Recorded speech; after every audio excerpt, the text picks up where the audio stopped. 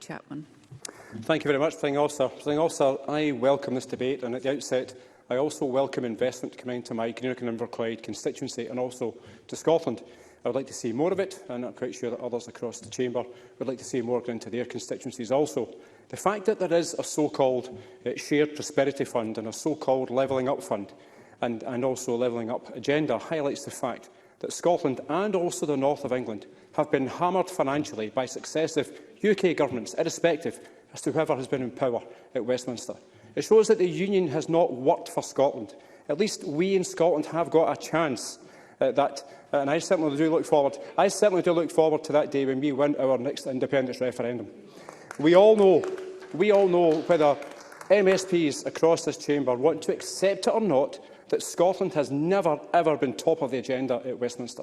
From Margaret Thatcher's planning cutting Scotland's budget, as well as trying to keep these cuts, and I quote, invisible, in addition to the thousands of shipyard and engineering jobs in my constituency, as well as the steel and coal jobs across Scotland and parts of England and Wales being put onto the scrap heap, to Tony Blair's content for allegedly keeping public spending higher in Scotland per head as a price worth paying to maintain the Union, to Boris Johnson's, and I quote, my argument to the Treasury is that a pound spent in Croydon is far more of value to the country on a strict utilitarian calculus than a pound spent in Strathclyde.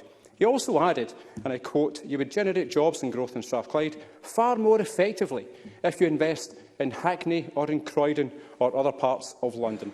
Now, I make no apologies for not rolling out the red carpet to the current Tory UK government and their so-called generosity in various funds that they now consider for Scotland and elsewhere in these islands. I'm not prepared to beg for the crumbs off the table when the disrespect agenda that the UK establishment have had for Scotland is there for all to see, and it has been for many, many generations. After the Brexit referendum, which has resulted in Scotland being dragged out of the EU against their will, the Prime Minister Theresa May met with the First Minister to discuss a variety of issues. And one of the key reporting matters at the time was the admission from the Prime Minister that the UK government could not match the funds that the EU were providing. So, in effect, we are suffering a double whammy of being dragged out of the EU against our will and also being short-changed to the sum of £183 million per annum. No matter how the UK government tried to spin it, the new funds being debated today will not come anywhere near the sums of money that have been cut from Scotland over the many, many generations.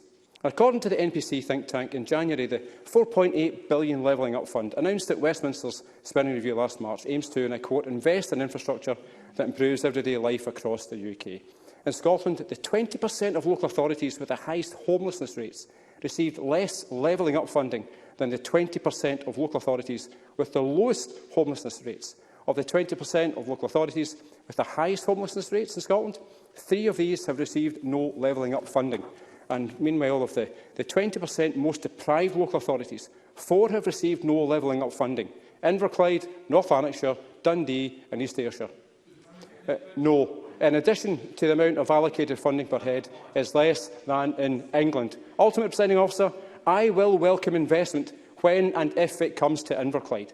It is long, long overdue, but also another example of the centralisation agenda from Westminster, trampling all over devolution.